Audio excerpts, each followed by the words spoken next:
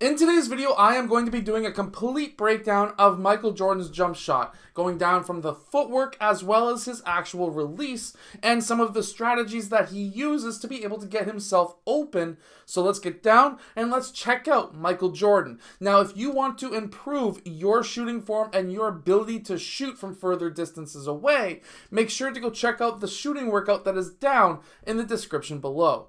Now let's get down and let's check out Michael Jordan and how he shoots the basketball.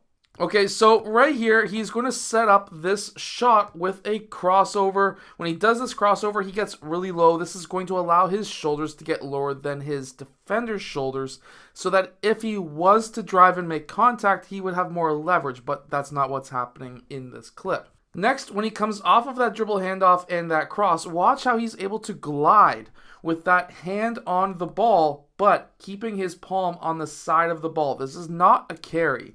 And this allows him to get a couple of extra steps as well if he really wanted to. Next, he goes with his left to his right, which is perfectly normal. And we can go back and we can see that too. So going right here into that shot, left, right. And then he gets that ball high above his head. Michael Jordan has a very high set point, which allows him to get that shot off over these reaching hands. By having this high set point, if you can do this as well, players who are trying to block your shot are not going to affect you in the same way as if you were trying to shoot at forehead height or at chest height. If we can also look at his hand placement on that ball, his palm is practically on that ball. We see that in many different clips and different angles. His middle finger is pretty close to the middle of the ball, but it is slightly offset to the right side. And then if you follow his pointer finger up, it almost meets right at the tip of his thumb. This is perfect hand placement, especially if you've got larger hands. Another thing that I really want to point out when we go back to his foot placement is that his right foot is slightly behind his left. This is not something that always happens. However, when you as a player are going to your right side, going over your left shoulder, this is something that is most likely going to happen to you. So watch what he does. He's able to turn his body in the air so that he is able to get his shoulder and his elbow in line with the rim. This is very important. Next, when we go into his release, his elbow is well above his forehead, which allows him to have that high release so that these players are unable to block his shot.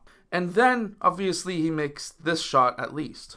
Now here he gets the entry pass into that low post, and then he makes this overarch on his back.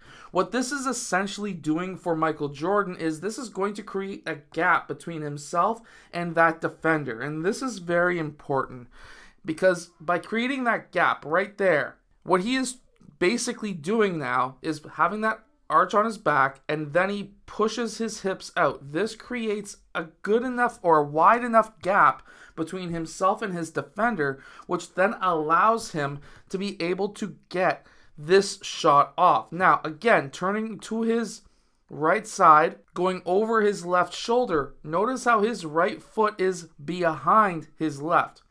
He needs to get that right shoulder and elbow again in line with the rim, and how he's going to do that is before he releases that ball, he is going to kick that right leg out. This allows him to get his shoulder, elbow, and ball in line, and then having his shoulders, hips, knees all pointing in the exact same direction. See, if you're turning over your shoulder to shoot the ball, you need to be able to still have the exact same shot form and base as if you were pulling up for a shot that is straightforward towards the rim, 1-2, very easy. Again, nice high release, gets his elbow above his forehead. Now this is another very important one because watch how he's able to plant this right foot. His left foot is quite wide.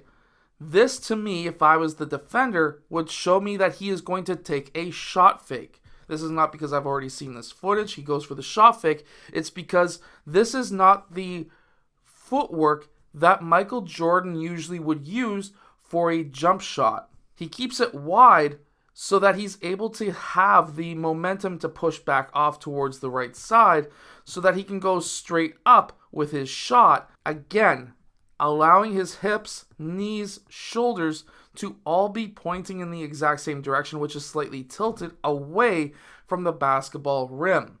There's a misconception where you have to be perfectly square towards the basket.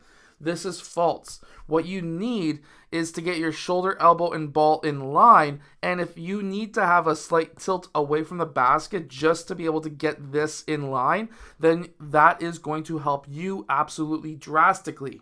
Again, going over his left shoulder, again, watch how he's able to kick that right foot down. He goes left, right. Now, because he was going at such a high rate, his foot is quite a bit further than his shoulders. You're going to notice that. However, that's to slow him down because now he is going straight up. Where that right foot landed is now his base going straight up. Now, if I was the defender, I would have tried to angle myself to be in front of that left foot. So I would have taken a half a step further just so that I would be able to contest this shot. However, again, shoulder, elbow, ball, all in line, creating that shooting triangle that I always talk about. And there is the angle for the palm. Now, technically speaking, the middle of the palm will never touch the ball because it can't. However, the sides of your palm will be touching the ball if you want a more controlled shot. And then when it comes to the actual release, right here, when he goes for this elbow jumper, watch this hand right here. It's kind of usually either a hard release that we've seen before or this straight hand release, depending on where he is on the court. If he is mid-range area with a contested shot, he generally has this straight hand. However, if he's taking a three, it's usually a very hard bend to his wrist or his upper hand, and that's because that's going to give more backward spin on that basketball. And we can see right here, he gets a good amount of spin on that ball. The one thing about Michael Jordan that I've noticed, not just in highlights, but also in full games, is he really likes to go over his left shoulder. Here he spins off to go over his left shoulder again. Just going over that left shoulder, he's still able to get this all in line so that he's able to have that straight shot. This is something that you can't just go and try. You have to practice it. Something else that is very important is if we watch his feet right here. This is his right foot. Look at his heel. By getting your heel off the ground, only having your toes on the ground. Now his left foot right here, it's completely flat on the ground, but his right foot, because he's spinning in this direction, he's on his toe, which engages that Achilles, which then is the springiness to your jump. This is going to allow him to get up into the air much faster, and we see that right here so that he's able to get that shot off. And when he does go to his left side and actually pulls for a shot, watch what he does. Sometimes he'll go with a 2-foot stop and then go up into his shot. Now, being able to go off of 2 feet, as we see right here, is going to allow him to have a quicker stop, but also this is going to allow him to be more stable going off of 2 feet. And that is what will allow him to be able to have a very straight shot. You always want to have a strong base. Now, here, this is one of the most famous shots that Michael Jordan took. Is this a push-off? Who knows? His shoulders were already facing away from Michael Jordan, so Michael Jordan broke his ankles. So right here, he does this quick snatchback. When he does that, he goes onto 2 feet. Notice that now when he's going back towards his left side, which for most players, if you're right-handed, that is going to be a much faster shot because your right side is already in line. So if you are attacking onto your right and you snatch back, that is going to be one of the fastest shots that you can take as a player. And we can see again, feet, knees, hips, shoulders, all pointing the exact same direction. When he goes up, he extends knees and hips, lower back, all at the exact same time. If we look at the angles of his shoulder, so this would be kind of where his body is versus his shoulder, 124 roughly, let's retake that measurement, 129, 130 degrees.